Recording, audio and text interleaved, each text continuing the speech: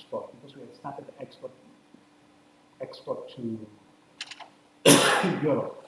So it is affecting export of the crop. Not only we are not looking at it in terms of export only, but the issues related to health and so on, if we are commercializing. And our two crops seem to be affected. Sorghum is another crop that is being affected by aflatoxin. And yesterday we had a meeting, a teleconference with Alina about what is it? What is it called? What? Nutriset. Yeah, no, Nutriset, which is a company that wants to start making nutritive food out of groundnut and to a lesser extent the two legume crops, chickpea and the pigeon pea. That's what they were talking about. And one of the things that came up really is the issue of aflatoxin and so on, which we need to look at it seriously. And especially when you are commercializing for malting and also sorghum, it becomes very important. So probably we are lucky that it coincided with your seminar today. So we have here Maina Wagasha, who is our visiting scientist consultant working on the issue of that problem in Kenya. But we realize that the work is also going in Malawi, and another group is working in West Africa. So, Maina, you're welcome.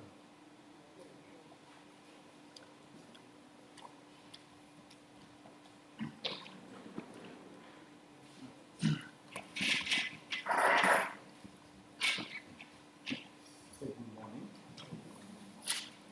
So, dear colleagues, I welcome you to my short presentation today. It's a presentation on aflatoxin contamination. So it's a presentation on aflatoxin contamination of peanuts and peanut products in Kenya. And what I have done for this presentation, I remember the last MSc student who presented. One of the colleagues came to me after that and said, please, since you are the next one making a presentation, don't make it too scientific. And I think that makes a lot of sense because we have also colleagues who are in different professions. So there's minimal science, but I think there's a bit of it. But for those scientists who are here, please don't look for separation of means, statistical differences, or that. The other thing is, today I'm going to share with you some of the findings of the work that we have been doing, but I'm also going to include a part on sensitization. And this is because if you look at the aflatoxin problem, it's really a big, big problem in this country. So let's start off with a brief introduction. And one of the things that actually has been a little bit confusing is that there are people who equate aflatoxins to mycotoxins. And it is important to clarify that aflatoxin is just one of the mycotoxins. And so, what are mycotoxins? These are what we call secondary metabolites. Basically metabolites that are produced by moths. Moths is another word for fungi. They are known to be toxic to human beings. They are also known to be toxic to animals. And what we need to appreciate is there's no way you can actually eliminate mycotoxins from the food chain. That is important. And this is why then the question remains, what quantities of mycotoxins are acceptable in our foods?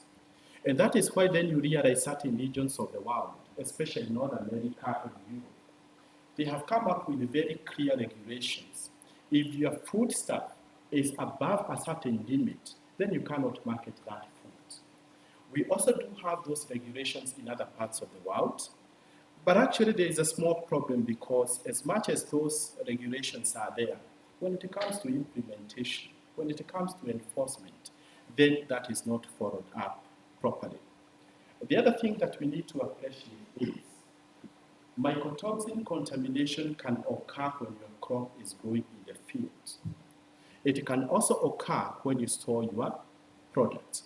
So we have those two types of contamination. And so, with that background, then let us look at aflatoxin, because that is actually our focus in this study. How did the world discover aflatoxins?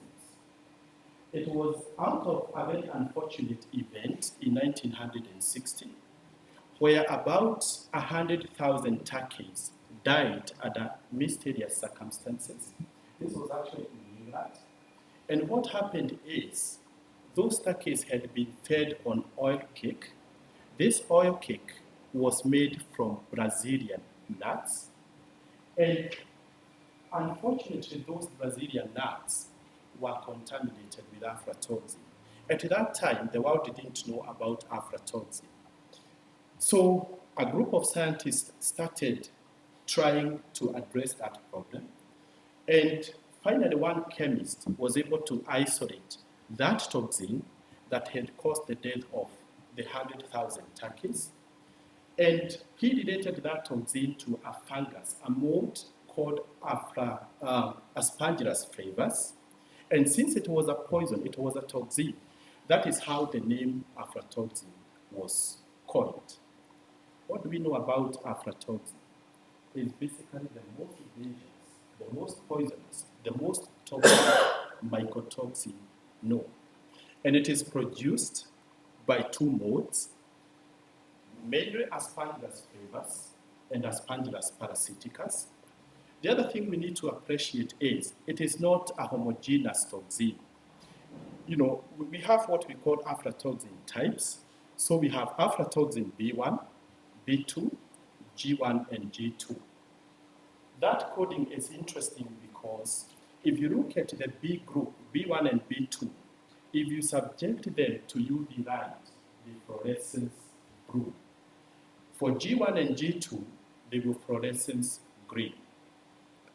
The other thing, and I think we need to appreciate this, particularly those of us who are Kenyans, is if you feed your animals with aflatoxin contaminated food, especially aflatoxin B1, that aflatoxin B1 gets broken down by the liver, but it is not broken down completely.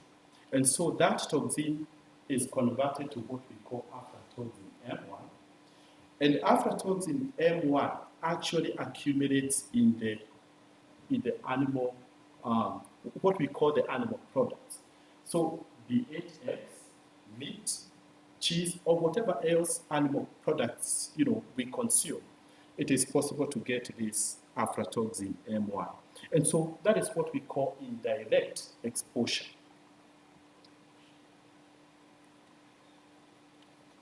So, just to summarize that, we can have what we call primary contamination. That is when you eat, for example, peanuts, maize, or any other product that is contaminated with aflatoxin.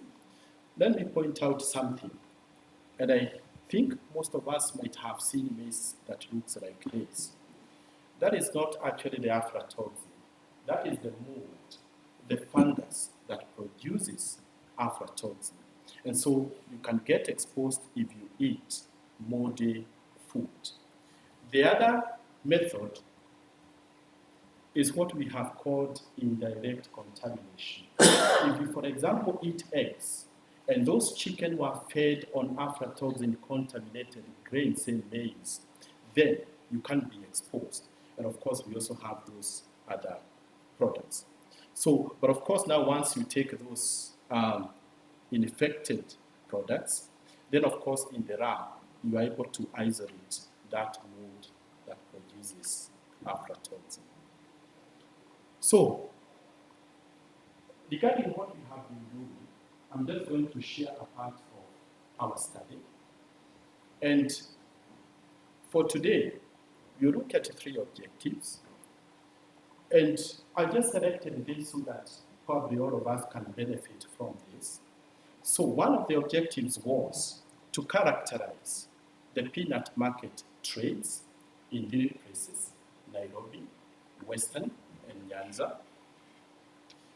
The other thing that we wanted to address was to establish the incidence and contamination levels of aflatoxin in those three markets. And finally, we wanted to see whether there is a link between the market characteristics and aflatoxin contamination. And so you can already see a sequence. We see the characteristics of the markets, we establish the aflatoxin contamination levels, and then we try to see whether there is a link between the market and aflatoxin contamination levels. Now, how did we go about this? We went to Nairobi, Nyanza, and Western provinces. We sampled peanuts from there. We also collected what we would call background information about, the way the traders, the vendors handle their peanuts. And very, very importantly, we collected data on the demographics of those vendors, because our target was not the farmers, but those people who trade in peanuts. And so we looked at their age, we looked at their gender, we looked at their highest level of education. We also looked at the peanut products that they were dealing in, the kind of packaging material that they were using, and the kind of market outlets they were operating in. In other words, here we are looking at, were they hawkers, were they retailers, were they operating in supermarkets? Because at the end of the day, you are going to see, depending on the kind of market outlet, then there's a link between that and aflatoxin contamination. So we interviewed a total of 1,263 vendors. We also collected an equal number of samples. And we took those samples to the lab, and we tried to isolate the molds which were infecting those peanuts. We also analyzed those samples for aflatoxin level, and we thought it would make a lot of sense, really, to see how much of those peanuts would have qualified to be marketed in the European Union, how much of those samples qualified to be sold in the Kenyan market, and how much of those samples did not qualify to access the Kenyan market. That is why then we categorize them into these three categories. So, and I think I don't have to go into the details. I think we are going to see that in the results. So, for those colleagues who do not come from Kenya and might not be familiar with the Kenyan boundaries, where did we do this study? Those are the three regions: Western Province, Nyanza, and Nairobi. What was the reason why we went to those regions? If you look at Western, it is one of the leading producers of peanuts in this country. Two, there's a lot of cross-border trade between Kenya and Uganda through the Busia border. Nyanza is also one of the leading producers of peanuts in Kenya. Nairobi is actually the main market for peanuts in this country. It also has a lot of cottage industries dealing with processing of peanuts. What did we find out?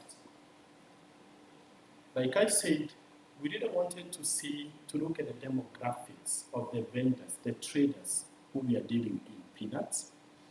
And so we wanted to see the composition of gender, the age groups, and the highest level of education attained for those vendors. Regarding gender, you realize that peanut trade in Kenya is dominated by women. And that is why you see they outnumber men by a factor of about 3. What about the age group? Most of the vendors were in a group that we call youth in this country. between the ages of 18 and 35, but we also had a significant number who were above the age of 35. Regarding education, most of the vendors had either primary or secondary level education. We had a few who had college education. And of course, for this column here, none, it doesn't mean that they have no education. It only means that they have no formal education. Now, another very interesting aspect that we felt we needed to investigate is how they carry out this trade. And therefore here, you see data on frequency of mode of transaction of peanuts in those three regions. And in this, we wanted to address two issues, or to look at two issues.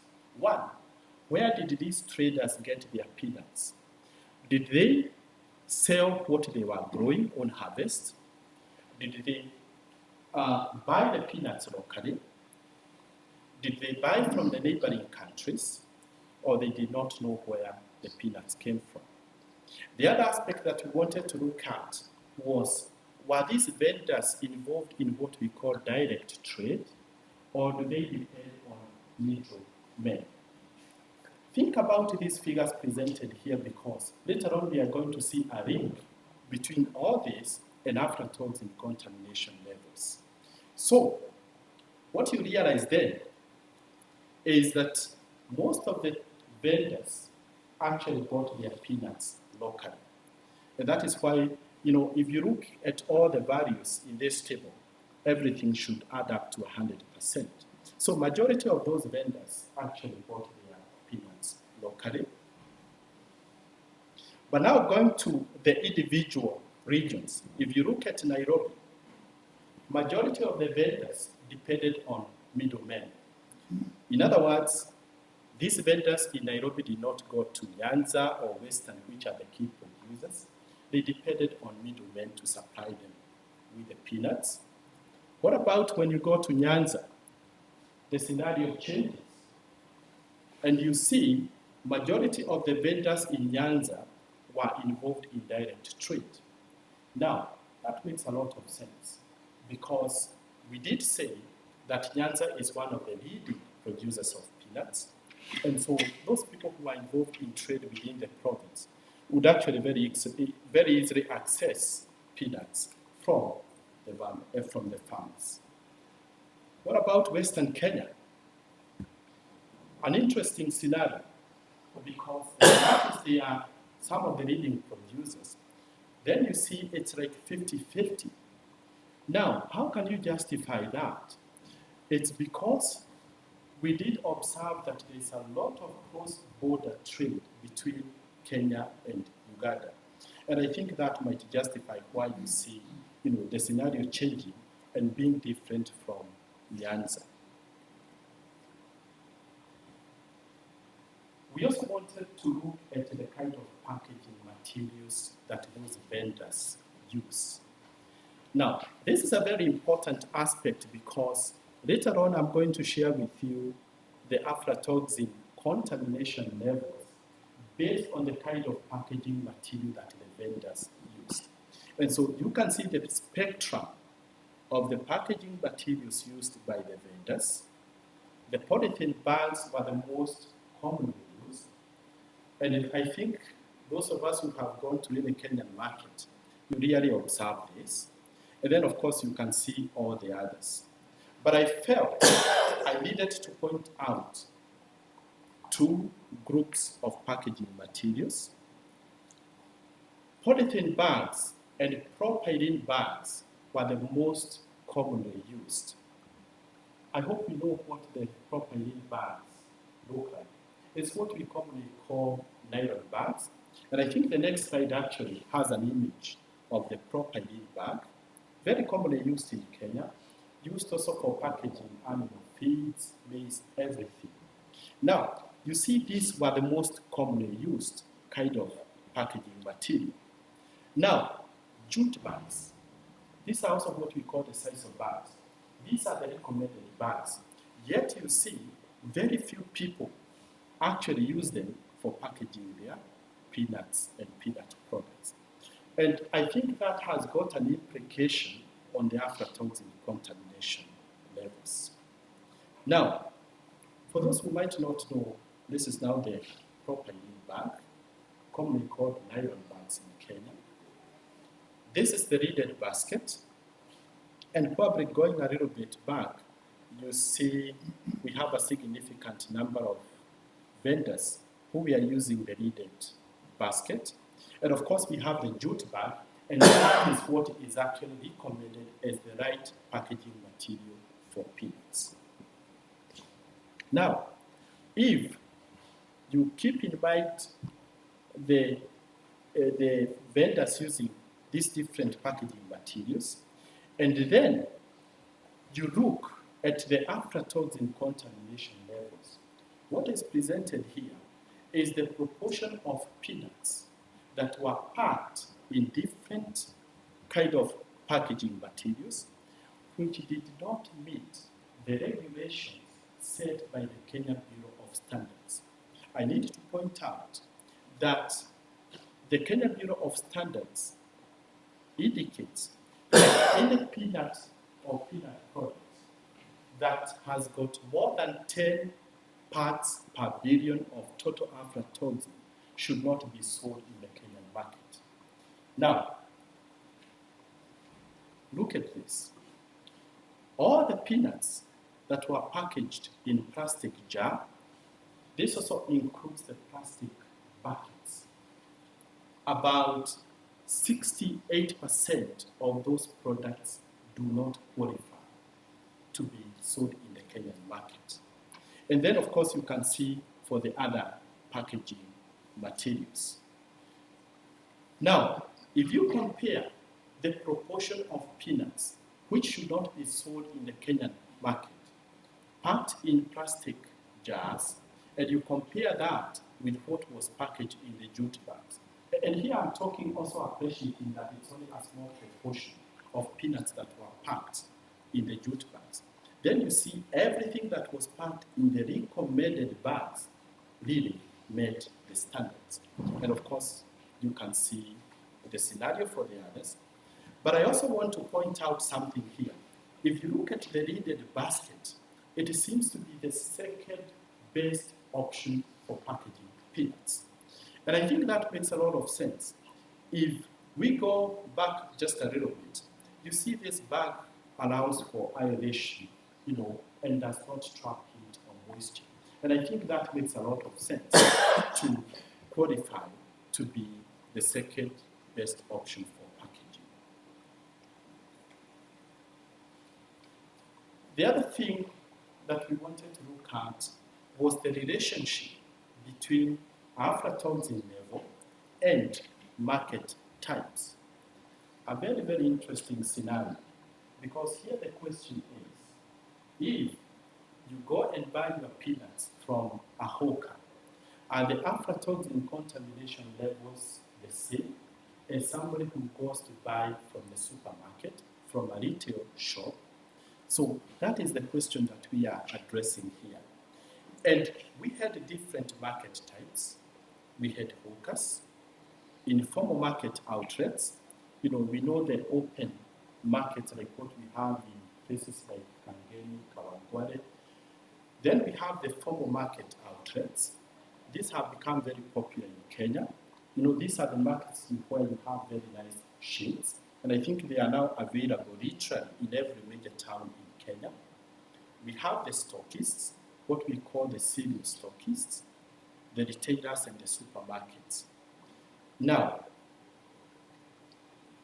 if you look at those different market types, and you look at the proportion of peanuts which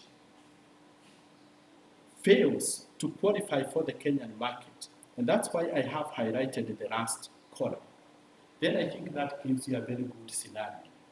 For the hawkers, about 40% of all peanuts that we sampled from hawkers did not meet the Kenyan standards. From the informal markets, 44%. from the formal markets, about 29%, from the stockists, about 30%, and from the supermarkets, that's where we have the least contamination levels because it's basically 27% of the samples which did not meet the Kenyan standards. Now, as much as that percentage looks low, it also tells you something.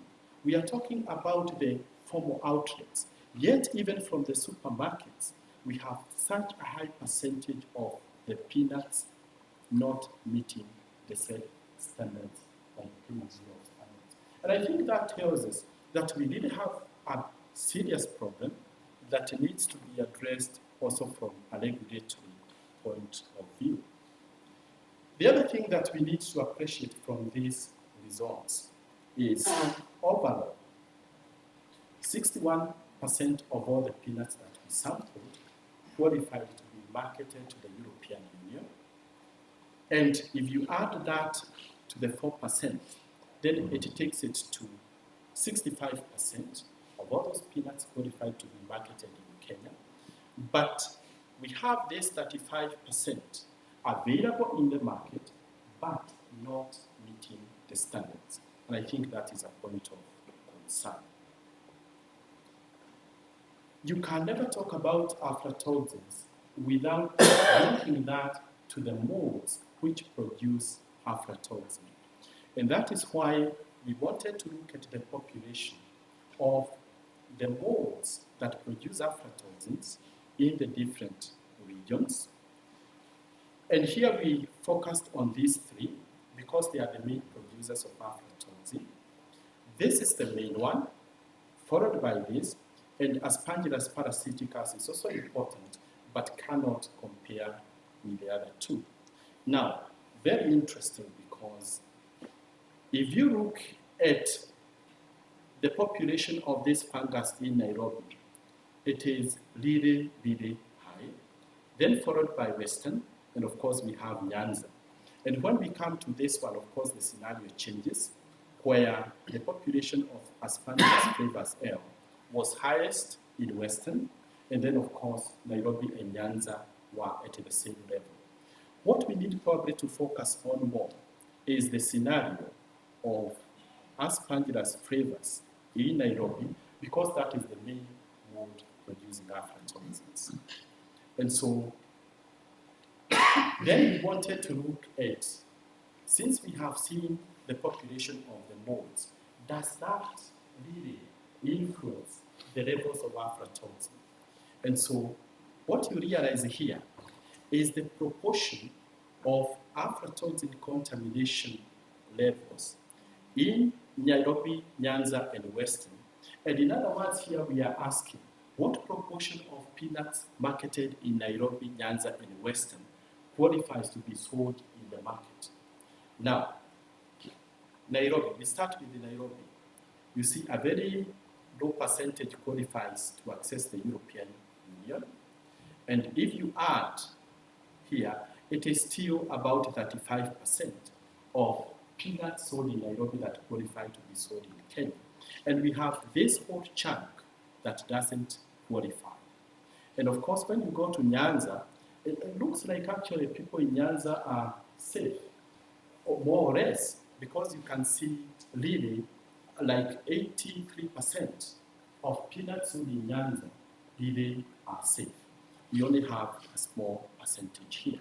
And of course, you can see the scenario in Western. And I think once you start thinking about the implementation of the government in Kenya, dear colleagues, then you know where not to stay in terms of safety. And so this basically just summarizes and helps you appreciate that there's a really proper link between aflatoxin contamination level and the population of the molds that produce aflatoxins. That's why you see this positive relationship. Not very strong, but it is there. And so finally, we wanted to look at the different peanut products in the market. Are they contaminated with aflatoxin in the same way or is there a difference? And what then we need to focus on is the gray. The gray, because that means that is the proportion of that product that doesn't qualify to be sold in the Kenyan market. Very interesting, because if you look at the low-coded nuts, really, I mean, it's just a very small proportion. But I thought for these different products, we need to pay special attention to two products: peanut butter and peanut flour.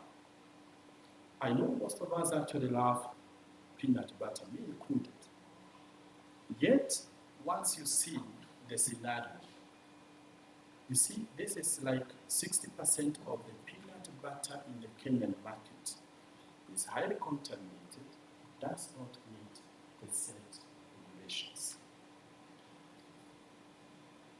Something to worry us really as family people. Look at the peanut flour. That is actually 89% of the peanut flour in the Kenyan market does not meet the set regulations. Why is peanut flour important? This is one product that is actually used for weaning. Those people with small babies, they prepare porridge with peanut flour, and definitely it's a very good product. But when you think about the safety, the quality standards, you really get concerned. And I also know those who stay in Nairobi. I think there is a shop that is very popular with children products. I think it's called Kirinyaga Flamings. And you go there and you see very young mothers really going for these products. And I think one of the most popular products there is the peanut flour. We are saying it's good, it's a good product, very nutritive, but I think we need to think seriously about the quality.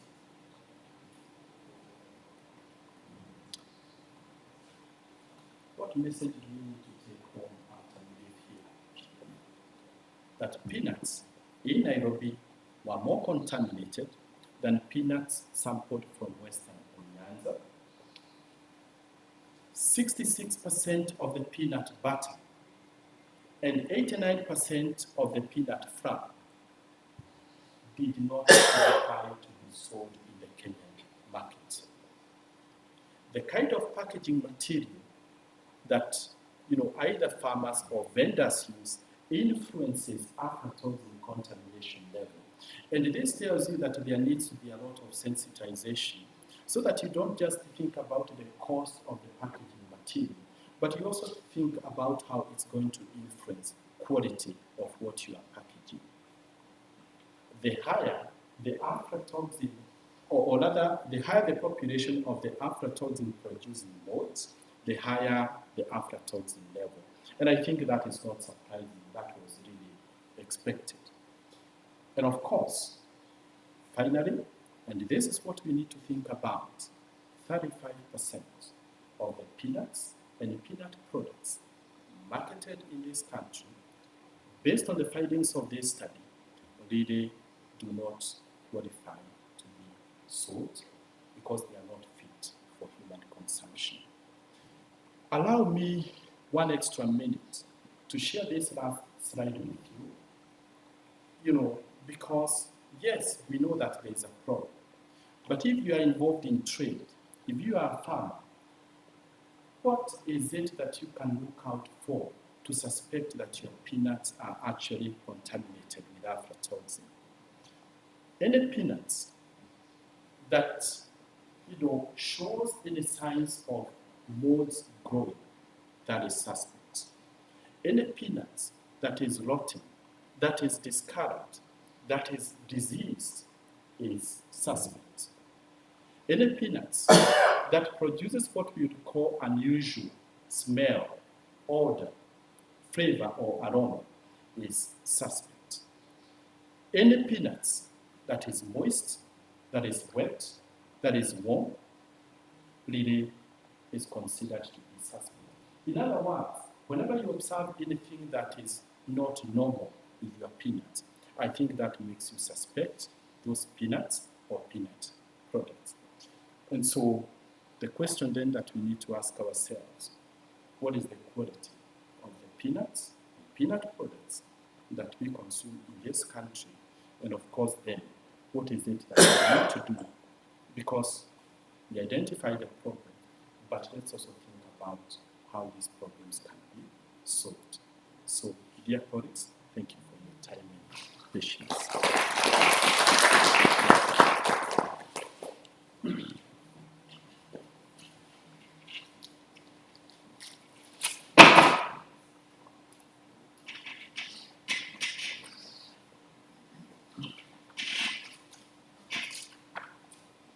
Thank you very much.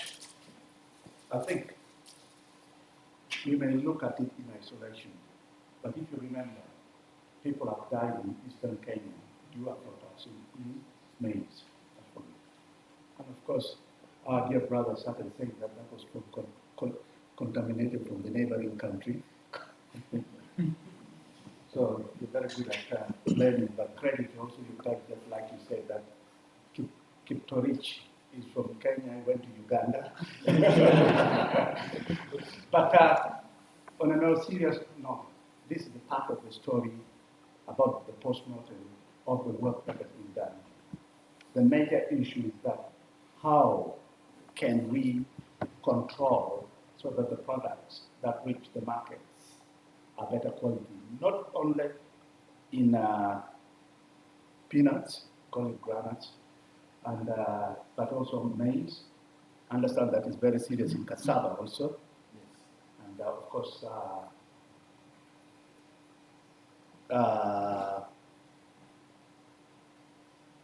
coffee for export, and I understand that in Malawi, where's the money? It's not here. Okay. I understand that NASPAM sent chilies to Australia and was returned because of aflatoxin. Even groundnuts. So you see what it is. It's a serious problem.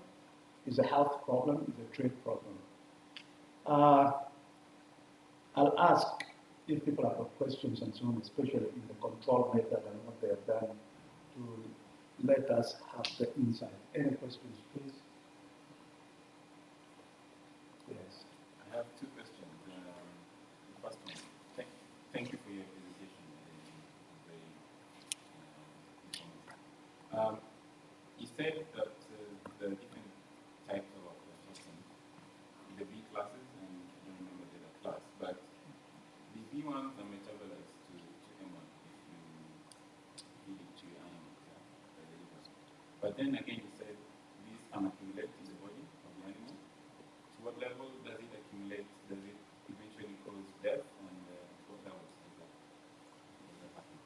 Second question is, on one of your last slides, you showed these different products of peanut, including flour, and you said that I'd like to see what's the relationship between the processing of the peanuts and the eventual levels of aflatoxin that are above the standard that is acceptable. If there's any relationship there. Yeah, so I start off with what we call the different aflatoxin types. And the most important, actually it's a very broad, we have many other aflatoxin types, but the most important, and that is in terms of their effects on health, is aflatoxin B1, B2, G1, and G2. The most potent, the most poisonous is actually aflatoxin B1. And aflatoxin B1, once you consume food that is contaminated with aflatoxin B1, is what gets broken down by the liver to produce aflatoxin N1. And it is then this aflatoxin, this N1, that can get incorporated in the, in animals, or what we call the animal products, whether you are talking about eggs, milk, meat. And so as a consumer then, if you eat those products, then you are exposed to aflatoxin N1. What I need also to clarify is, if you are exposed to high levels of aflatoxin B1, it is actually can be fatal. And this is actually the problem that we had in Eastern Kenya in 2004, because the levels of aflatoxin B1 were so high, and that is why really, when you get exposed to very high levels of aflatoxin B1, it's what we call acute exposure. And of course, the consumer then, what normally happens is really serious liver damage, and this can result in death. Yeah?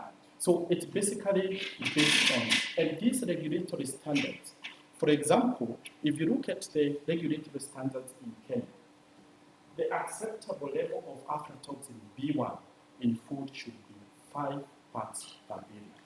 Anything above that really is not safe. And compare that, because the standards that I have used in this presentation is 10. That is what we call the total aflatoxin. But for B1, it should never be above 5 parts per billion. So if you are consuming anything above that, then you know that it's not safe. If you go to some other countries like the US, it is at 4. And I think for the EU, they have brought it down to 2 parts per billion. So really, that is what should be the guiding principle. Processing. Let me go back to that, to this graph. What you know, because you asked whether then processing really affects the aflatoxin levels, remember that this is a very tough toxin. It doesn't get broken down by processing. It doesn't get broken down by heating, cooking, so it remains stable. And therefore, what you see here might actually mislead you, because when you, for example, look at the roasted nuts and the fried nuts, and you see the levels are relatively lower, it is not that the aflatoxin was actually broken down. Most likely what happened is the fungus that produces aflatoxin was killed through frying or roasting, and therefore the production of aflatoxins does not continue. And that is why then you realize, even with the processing, the peanut butter was still highly contaminated. So we are saying it's a stable toxin, doesn't get broken down by processing, heating, cooking, and all those other processes. Yes, so, Thank you for the presentation. I want to ask whether the peanut flour was contaminated after milling, or was it made from contaminated peanuts? Good question. We would not know, because remember, this is actually not a controlled experiment. We basically went to the market, and what was there is got to be sampled. But I think then when you understand the background information about aflatoxin contamination, more or less actually you can link why the levels of contamination are so high. When you mill your groundnuts, you get flour. And we all know that flour is actually highly hygroscopic. It absorbs moisture. Moisture is perfect for fungal growth. And so when you have that kind of flour, and it's not stored probably in the right kind of store, then it would absorb moisture. And that moisture is actually highly essential for the growth of the aflatoxin producing fungi. And then, of course, you can expect high levels of aflatoxin. I think if you remember that it is used for infant feeding and so on. So younger generation, you have kids and so on, think of what to feed them. Because other than the real level of poisoning and so on, there is the stuntedness of growth of children and so on due to contamination and stuff like that. So you gotta be careful. Let's see, yes, please.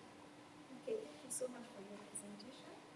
There was the part of the market outlets where you're comparing the different market outlets and their aflatoxins level. So I was just wondering, because the different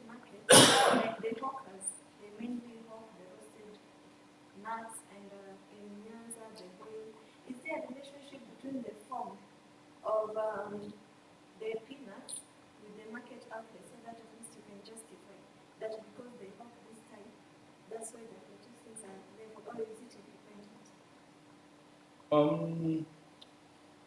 Obviously, because of limitation of time, we could not present all these results here. But of course, we have a publication that really does that kind of separation.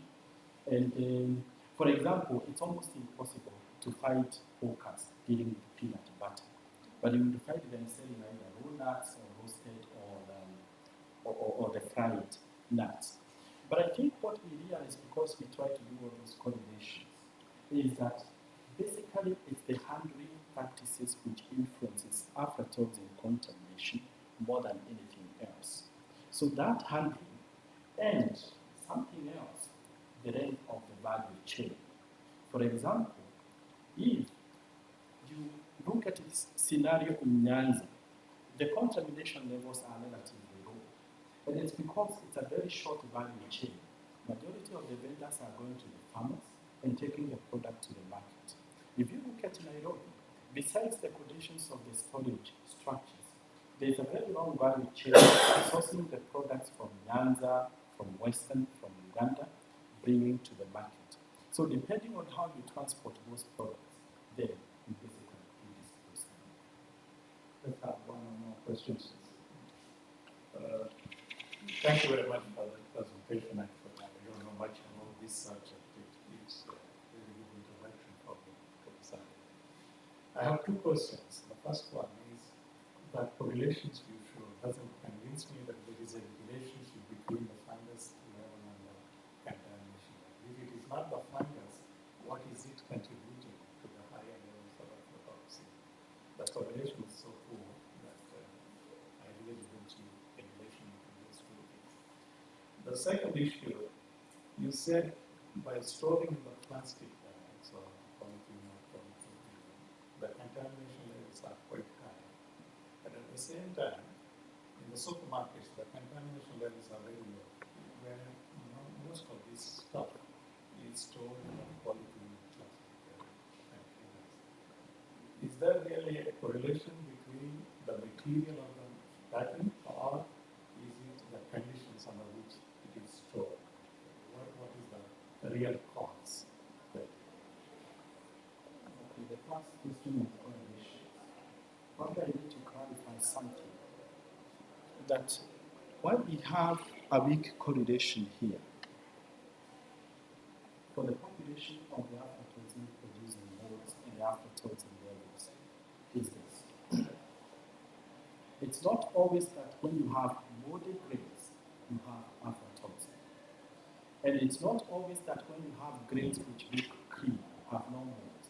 It doesn't mean that you have no aflatoxin. And once you think about this, because it's like bringing all the products together, some are really processed, some are already roasted. So I think that can help you, understand why we have a weak correlation. In other words, for example, if you have roasted nuts and you try to isolate the fungus from that, you are going to get very low population. Compare that, for example, to low nuts. You might get higher fungal population. But if the fungus had grown on this roasted nut, the aflatoxin is still inside as much as you don't have the fungus. Because we say even roasting or frying will not break down the aflatoxin. So I think that clearly explains why you have that weak correlation. The second question was on the influence of storage.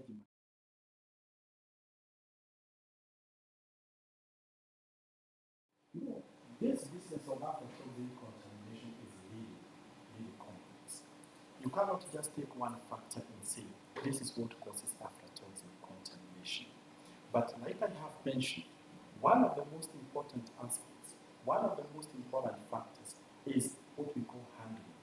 Depending on how you handle your product, it can make it safer or a little predispose the product to aflatoxin contamination. The other one, and it is very, very important, and this is why you see a crisis in Nairobi, is the kind of storage structure where you put your products. A structure where you don't have proper aeration where there is accumulation of moisture, where there is accumulation of heat, those are ideal conditions for the growth of the aflatoxin producing fungi, and of course you are going to get a lot of aflatoxin contamination. And I think when you look at the storage structures in the supermarkets, they might not be ideal, but I think it's what you call acceptable. Okay, let's have some to that before that. Also in supermarket, they tend to sort the bad nuts and so on, so that when they pack it, the material looks clean, and not contamination free. It looks clean, so that we can. Thank you. Let's have that as the last question, so that people can have tea. Thank you. My question shouldn't be a long one. I'm just interested in the fact that you say that there is a regulation that says that you shouldn't have more than 10 parts per billion for Kenyan, and that KEBS regulate that. And if you go to the supermarket, all ground-up products have the KEBS sticker on it, although 65% of the peanut butter is not fit for human consumption.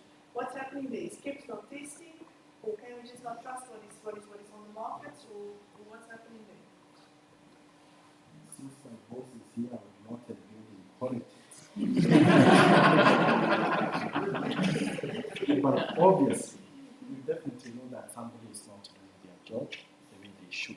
Because if those are the regulations, not those products have the KEBS sticker, it definitely, you know that sticker indicates this product meets the standards.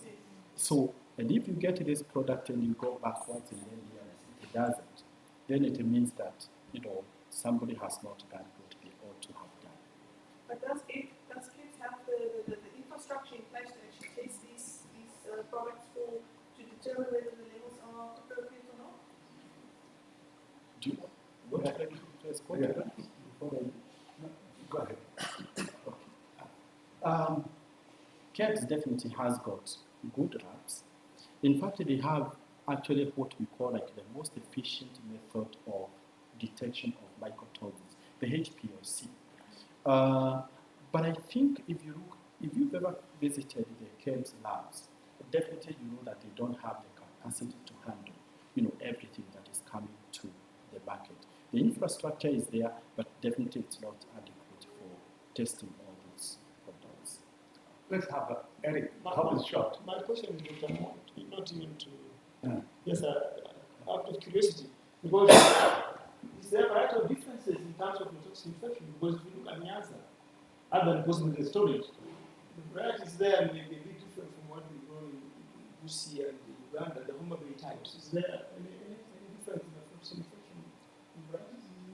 Not really. I mean, we've been trying to look for resistant varieties. The resistance exists, but it has not reached the farmer level production yet.